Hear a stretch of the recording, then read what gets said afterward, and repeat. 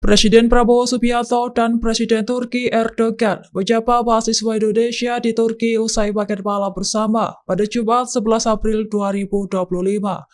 Tampak Prabowo menyapa para pelajar, menanyakan asal dan kabar mereka. Mereka pun berfoto bersama dengan Erdogan yang tetap berada di sisi Prabowo. Ketua NU Turki Muhammad Muniruddin menyampaikan kebahagiaannya bisa bertemu langsung dengan Prabowo dan berbincang lama.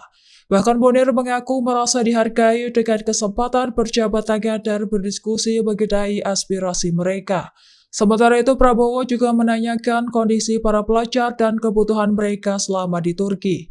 Lantas Munir merasa perhatian Presiden Prabowo menunjukkan dukungan untuk para pelajar Indonesia. Usai pertemuan, Prabowo menerima cenderamata berupa album foto kebersamaan Presiden Erdogan. Selain itu, pertemuan ini mempererat hubungan antara pelajar Indonesia dan juga pemerintah.